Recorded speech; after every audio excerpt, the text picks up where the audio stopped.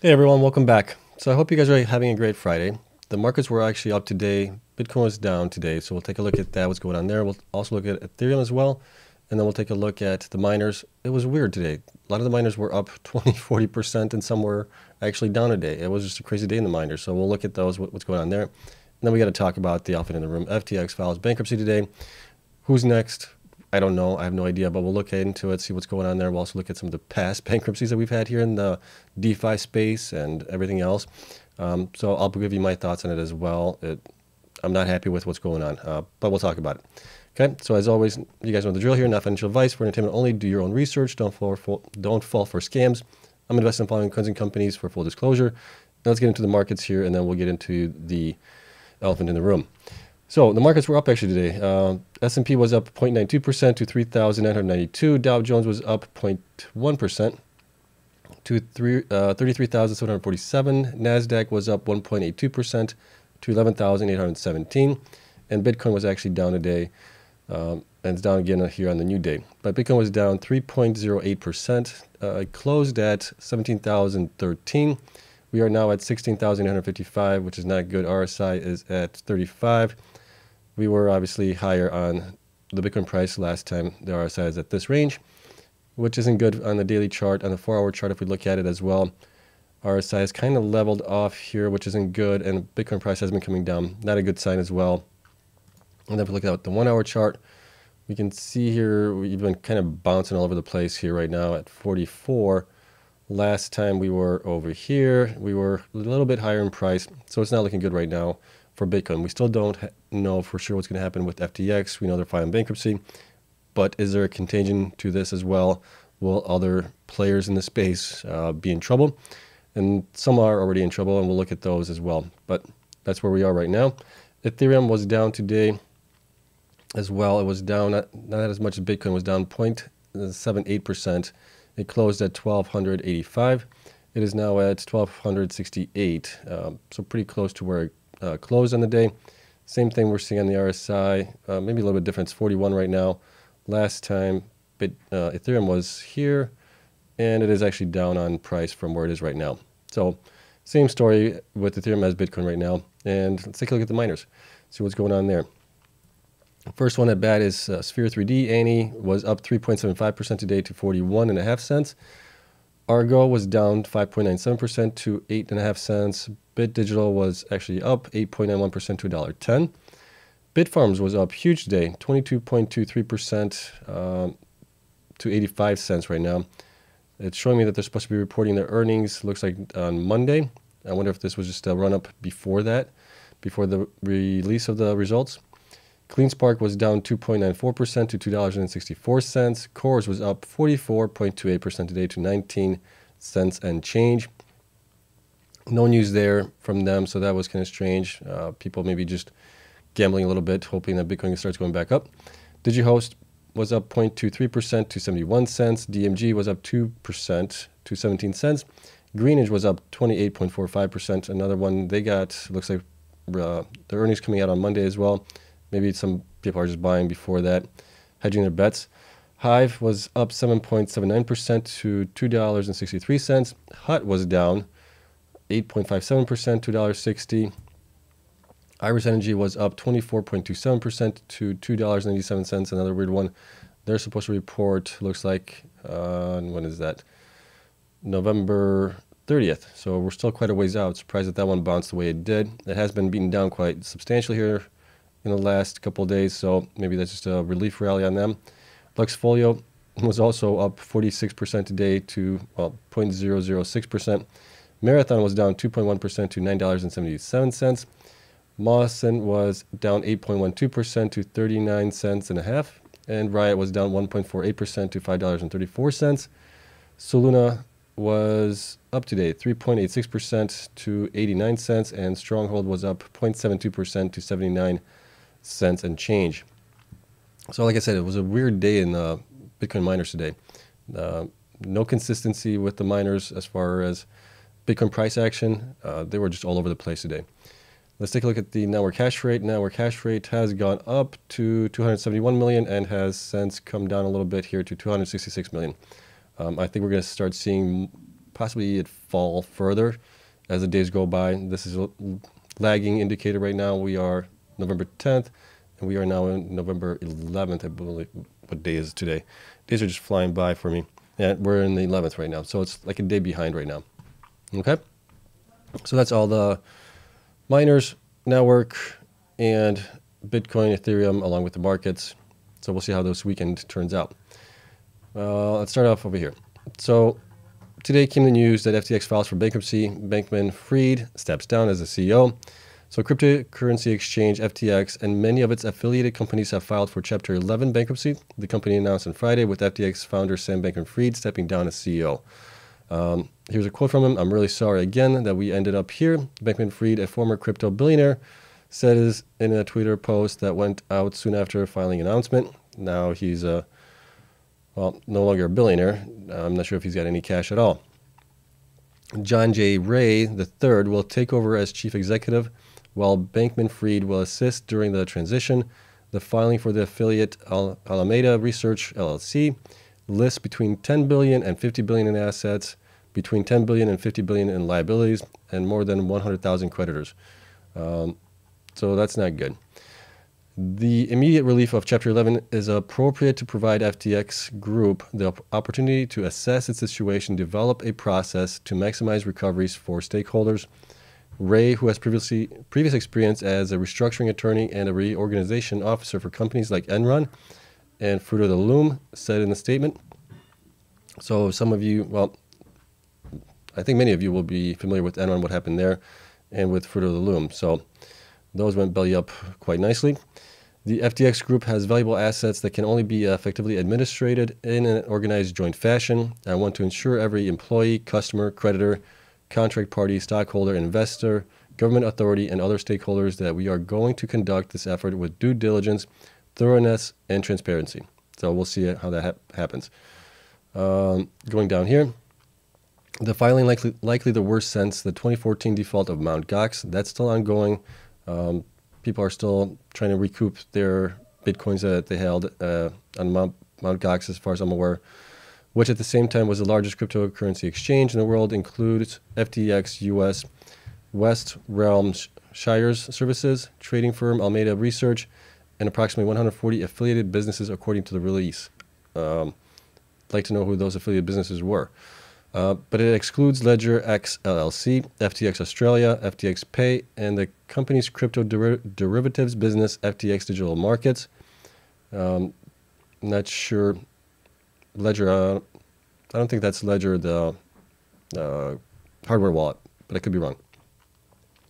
The Bahamas securities regulator on Thursday said it would freeze the assets of FTX Digital Markets, meaning FTX bankruptcy could be handled by different jurisdictions, according to Greg Polatko, a partner with the law firm Crowell and Mooring, who specialize in restructurings. Though by no means the largest, FTX represents a fast-growing top contender crypto exchange, catching a $32 billion valuation as recently as January, thanks to funding from venture capitalists such as SoftBank, Temasek, Lightspeed Ventures, Tiger Global, Sequoia Capital, BlackRock, as well as a host of other crypto-specific firms. So that's not good. They're going to be on the hook probably on that unless they can figure something out to repay all those people. Now, that's not the end of it. Binance CEO CZ warns that FTX will have a cascading effect, which isn't good. And here's what he had to say. Speaking at a conference in India, the Financial Times has reported Binance CEO CZ warning that the fall of FTX will have cascading effects. A crisis could be on the horizon, according to the CEO, with falling crypto platforms as the first domino. That's not good.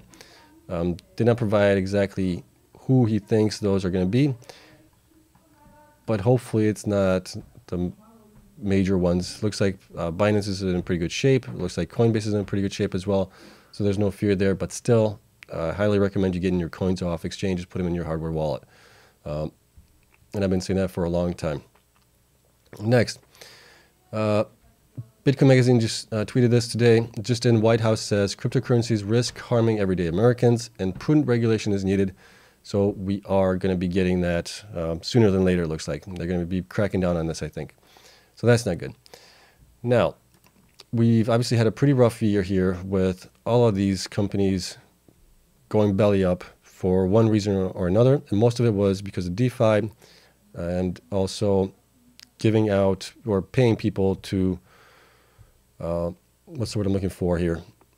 Gosh, I'm drawing a blank. It'll come back to me, but giving them interest on the coins that they deposited into their accounts, and they were getting paid on that sometimes 12, 15, 18% interest on those coins that were basically on those platforms. So earlier this year, we had Three Arrows Capital, which was just a crapshoot with what happened with Luna. They were over leveraged.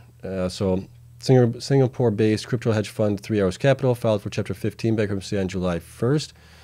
We also had then Celsius Network, the New Jersey-based crypto lender. Celsius suspended withdrawals on June 12th and a month later filed for Chapter 11. This was also tied in somehow with everything that was going on with Luna. There we go. Celsius stumbled on complex investments in the wholesale digital asset market. The company had attracted retail investors by promising annual returns as high as 18.6%, but struggled to meet redemptions as crypto prices slumped. And that's kind of what we're seeing across the board here happening with some of these guys in this DeFi field. Voyager is another one. Voyager, crypto lender Voyager Digital, also based in New Jersey, had been a rising crypto star, reaching a $3.74 billion market cap last year. But the collapse of 3AC dealt a major blow to Voyager, which was heavily exposed to the hedge fund. Voyager has filed claims of more than $650 million against 3AC. Voyager filed for Chapter 11 bankruptcy on July 6th. So, I mean, one right after another, these guys were falling, reporting that it had $110 million worth of cash and crypto assets on hand. Since then, the U.S. Federal Deposit Insurance Corp has confirmed that it is probing Voyager's marketing of deposit accounts for cryptocurrency purchases, which the company had advertised as being FDIC insured. And from what I remember on that, it was actually that the accounts that Voyager had were FDIC insured, but not the actual users' accounts, from what I remember. Vald, Singapore-based crypto lender Vald, on July 8th filed with the Singapore court for protection against its creditors after suspending withdrawals days earlier. The company owes $402 million to its creditors as well. I mean, so you're seeing this trend here happening. And now we have also BlockFi. BlockFi facing an increase in withdrawals and hit with the 3AC. Crypto lender BlockFi signed a deal July 1st with FTX that provides BlockFi with $400 million revolving credit facility. Not sure how that's playing out, but they did comment on it a little bit here, and we will take a look at it here. I didn't check to see what Celsius commented on it, but we're having all these companies that were in DeFi space, and you know, one of the thoughts was with FTX being the way they were pretty well capitalized and everything else, they obviously screwed up somehow as well.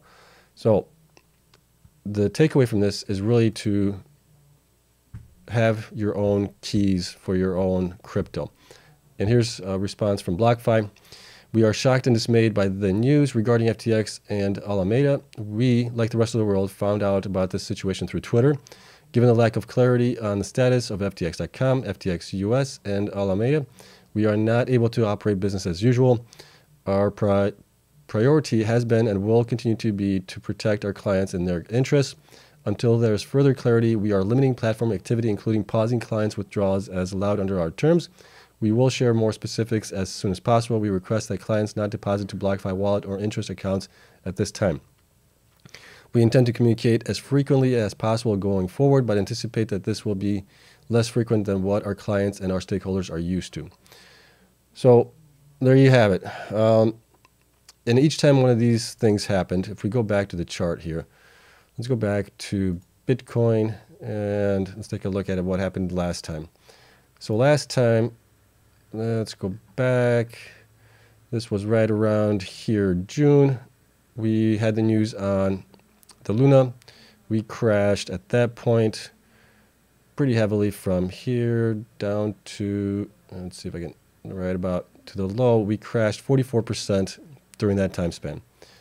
That was a huge drop in price, which took us a while to get back up, but we fell even further.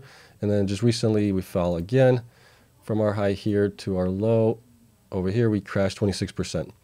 So each time we have one of these events where a company goes belly up, it hurts the entire ecosystem of Bitcoin, Ethereum, everybody else. and it also puts a bad feeling, bad look on the space, right? So what I'm trying to get at is, I think we do need regulations, unfortunately. That is going to be happening sooner than we were hoping that would, but that might be a good thing. It might shake out some of these bad actors that we have here. They're just getting too over leveraged on some of this stuff, and then they're using collateral. Well, FTX was using their own FTT token as collateral, which they shouldn't be, and they've also were using their customers' accounts, I believe, to trade, which is just crazy. Those should never be touched. Whoa, who else was it? There was somebody else that in here. Let me see if I can find it. I think Coinbase actually said something. I don't have it up right now, but Coinbase said that their customers' accounts are covered 1-to-1, so they aren't being leveraged, which is a good thing there. Binance, I believe, is also going to be providing some auditing as well of their books to reassure customers as well. So that's a good sign there. The big takeaway is not your keys, not your money, basically, not your crypto. Get them off exchanges. If you want to buy Bitcoin, Ethereum, whatever you want to buy it and then put it in your Ledger wallet. Get it off the exchanges. That way they can't, for one, use it as leverage. They can't loan it out to anybody. And hopefully this will change going forward. It has to change. There's no other way around it. But let me know what you guys think about this. The other thing was that I wanted to say is, the influencers on YouTube. I don't consider myself an influencer. I try to provide you guys with data and things that you guys can use on, things that kind of cover the stories as best I can. They were obviously being sponsored by FTX, BlockFi, everything else. Each time that has happened, they've had to go in front of their subscribers and basically apologize for it. One of the reasons that I don't do sponsors and will probably never do sponsors is for that very reason is, one, I don't want to be associated with a business that, well, I shouldn't say this. I don't want to be associated with a business that might eventually go belly up. We just don't know. Even companies that are around for 10, 20 years can go belly up. We just don't know. But the main thing is I want to be independent. I want to be able to comment on them. I want to be able to point out their flaws if need be. And that's the main reason why I don't do sponsorships, and I won't do sponsorships. I think it's just, I mean, I could do a sponsorship for maybe for shoes, but I'm not going to do anything that's crypto related or Bitcoin related or anything like that, for that very reason of the fear of something that happens where not only will, by me telling my users or viewers to, use their services and then things go bad, I would feel really, really bad and I wouldn't be able to handle it. So for that reason, for a couple of reasons, I'm not going to do sponsorships ever. I think your guys' trust is more important to me than the capital gains I could get from it. I'm not here to make hundreds of millions of dollars from this. I'm here to, one, learn for myself, learn from you guys as well, and I hope you guys learn from me as well, and provide some kind of information pathway, I guess you could say, data that I've been tracking anyways, kind of want to share with everybody else. If you guys enjoy it, that's great. If you don't, obviously there's plenty of other channels that like to hype things up. I tell you what I'm doing with my shares and things like that. So I hope you guys appreciate it. And that is it. Let me know your comments down below. See what you guys think with all of this happening. What is the time frame for regulations? I think it's going to be faster than later. I hope it comes a lot faster than what it possibly is going to take. But we'll see. So that is it. Like I said, get your coins off of exchanges if you can. And then just be very due diligent with anything that you, any services that you use. That's the best I can say. So that is it. Thank you so much for watching. I hope you guys enjoyed it. Hope you learned something from it. And we'll see what happens over the weekend. I think, obviously, Bitcoin's going to be way down. We'll do a video on Bitcoin versus crypto, or Bitcoin versus the miners this week. Some of the miners might actually be up for the week, which is going to be surprising. Bitcoin, I know, is going to be down. So we'll take a look at that either tomorrow or Sunday, and then we'll see what else we can talk about after that. So thank you so much for watching. As always, love you all. Have a great night. I'll see you guys sometime over the weekend.